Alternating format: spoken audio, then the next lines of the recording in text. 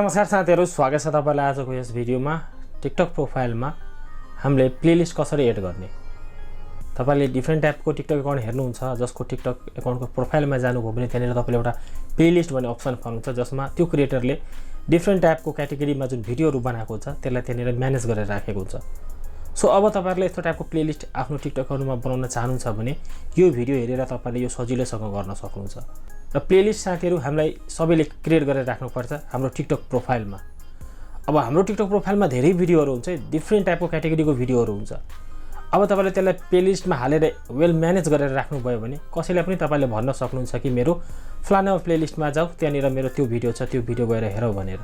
So यो तपाईलाई काम लाग्छ, अन्तिम समय हेर्नुस्। यदि तपाईको प्रोफाइलमा प्लेलिस्ट आएन भने किन आएन र कसरी ल्याउने त्यो कुरा पनि म तपाईलाई भन्छु। तर प्रथम त भिडियोलाई हेर्नुस्, त्यसपछि अन्तिममा म तपाईलाई यो कुरा भन्छु। सो ढिला नगरिकन आजको यस भिडियोलाई स्टार्ट गरौँ। अब जस्तै कि साथीहरु तपाईहरु साइडमा हेर्न सक्नुहुन्छ मेरो मोबाइल फोन छ है। अब मेरो प्रोफाइलमा पनि साथीहरु तपाईहरु हेर्न सक्नुहुन्छ कुनै किसिमको प्लेलिस्ट छैन र मेरो फलोवर पनि तपाईहरु हेर्न सक्नुहुन्छ 28900 फलोवर छ र मेरो लाइक पनि हेर्न सक्नुहुन्छ लगभग 4,10,000 लाइक छ। अब प्लेलिस्टको अप्सनमा साथीहरु यहाँनिर यदि तपाईको प्रोफाइलमा प्लेलिस्टको अप्सन इनेबल भएको छ भने यहाँनिर देखाइदिन्छ है।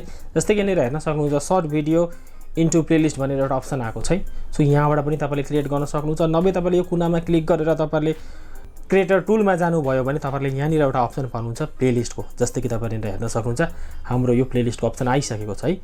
अब यो प्लेलिस्टलाई साथीहरु इनेबल गर्नको लागि जस्ट स्टार्ट क्रिएटिङमा क्लिक गरिदिनु भयो भने यहाँनिर तपाईलाई प्लेलिस्टको नाम दिन भन्छ है। र यो नाम साथीहरु तपाईले 25 वटा वर्डको दिन सक्नुहुन्छ। म यहाँनिर जस्तै कि मेरो च्यानलमा तपाईले हेर्नुहुन्छ हैन, मेरो टिकटकमा पनि प्राय जस्तो टिप्स एन्ड ट्रिक्स नै शेयर गर्छु है। सो यहाँनिर मैले लेख दिए हैन। सो मैले यहाँनिर लेखे मोबाइल टिप्स एन्ड ट्रिक्स है। त्यसपछि यहाँनिर म नेक्स्टमा क्लिक गर्छु। अब नेक्स्टमा क्लिक गरे भने साथीहरु यहाँनिर तपाईको सम्पूर्ण भिडियोहरु देखाउँछ। अब कुन भिडियोलाई साथीहरु तपाईले यहाँनिर राख्न चाहनुहुन्छ, जस्ट तपाईले त्यो भिडियोलाई यहाँनिर एड गरिदिनुस् है।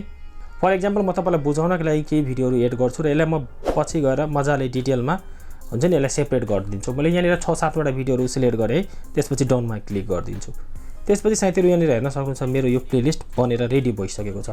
अब गाइस यहाँनिर म जब आफ्नो प्रोफाइलमा जान्छु भने प्रोफाइलमा तपाईले हेर्न सक्नुहुन्छ मोबाइल टिप्स एन्ड ट्रिक्सको प्लेलिस्ट आइसकेको छ। अब फेरि एड गर्नु छ भने यसमा क्लिक गरेर साथीहरु तपाईले अर्को पनि प्लेलिस्ट तपाईले बनाउन सक्नुहुन्छ। जस्तै कि मैले बनाए फेसबुक टिप्स एन्ड ट्रिक्स। फेरि यसमा क्लिक गर्छु र मेरो जतिवटा फेसबुकसँग रिलेटेड भिडियोहरु छ त्यसलाई मैले यहाँबाट यसरी एड गर्न सक्छु। जुन तपाईले अलरेडी एड गरिसक्नु भएको छ त्यो आउँदैन है। सो तपाईले यहाँबाट अर्को टाइपको जुन भिडियोहरु छ त्यसलाई यहाँबाट एड गर्नुपर्छ है। सो म जस्ट तपाईलाई बुझाइरहेको छु, यसरी तपाईले गर्न सक्नुहुन्छ। सो अब साथीहरु तपाईहरु मेरो प्रोफाइलमा हेर्नु भयो भने 2 वटा प्लेलिस्ट पाउनुहुन्छ। सो यसरी तपाईले यसमा प्लेलिस्ट बनाउन सक्नुहुन्छ है। अब प्लेलिस्ट साथीहरु तपाईको मनमा एउटा कन्फ्युजन होला है, प्लेलिस्ट कस्तो टाइपको प्रोफाइलमा टिकटकले दिन्छ।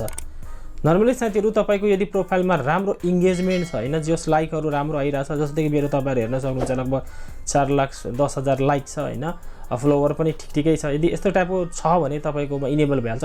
यसको कुनै क्राइटेरिया छैन है। कसैले 50,000 भन्छ हैन, 50,000 फलोवर पछि तपाईको यो आउँछ, कसैले भन्छ हैन 10,000 पछि आउँछ। तर मेरो 10,000 भएको धेरै दिन भइसकेको थियो तर पनि मेरोमा आएको थिएन। सो मलाई लाग्छ यो लाइक र डिसलाइक लाइक र तपाईको प्रोफाइलमा कतिको धेरै इंगेजमेन्ट छ हैन, कतिको कमेन्टहरु आउँछ, त्यो हिसाबले तपाईलाई यस्तो टाइपको प्लेलिस्टको अप्सन दिन्छ टिकटकले।